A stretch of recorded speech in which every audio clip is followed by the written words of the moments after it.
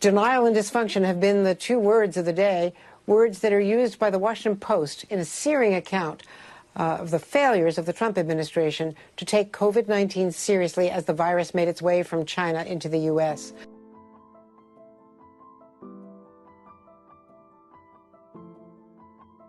True, good point. And Sanjay, you were telling us the last hour that there's an important context we need to keep this in, and that is that the flu is more deadly.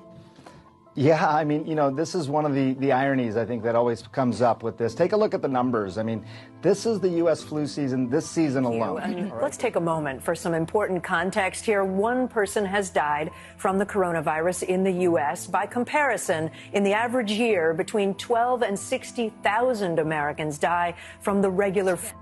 How concerned should ordinary Americans be about this? A lot of people are concerned about the coronavirus because they're hearing a lot of news about it right now. But the reality is, comparing it to the flu, for example, it's not even close to being at that stage. But there's still... And while we're still learning about the coronavirus, I want to give you some important context. So far, we know of fewer than 24 deaths from coronavirus in the U.S.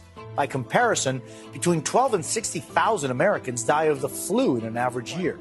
And while there's a lot of fear over this coronavirus, you know, the flu is already widespread in the U.S., and it really is much more deadly, is it not? I mean, the CDC is estimating that so far this season there have been at least 19 million cases of the flu in the U.S., 180,000 hospitalizations, and 10,000 deaths.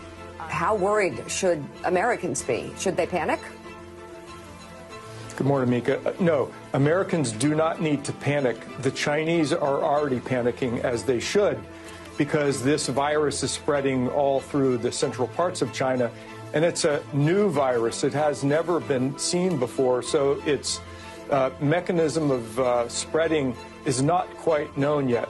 What I would suggest, however, is that Americans take this as a wake-up call for seasonal flu. We are not out of the flu season. Both at the domestic and international scale. But for Americans, we are more, prone to obviously getting seasonal flu than novel coronavirus. So certainly do get your flu shot. And take we don't need to be overly concerned yet in the United States about the novel coronavirus. Right. We do need to keep our eyes open for the seasonal flu. We're right in the middle of the flu season still. Should be more concerned right now with the flu in this country. Absolutely, but we're still watching it, this developing story. Yep. Jennifer Ashton, thank you so much. We appreciate it. How worried should the average American be given these flu numbers when it comes to coronavirus? Right, so the risk in this country is still deemed to be low. Okay, that is the risk. That's one of the reasons why the CDC does not recommend that we wear masks, for example. By the way, wearing masks in this country is not recommended. So everyone who's going out there buying masks from Amazon and other places, we need to save them for those who need them. So right now, that's not the case.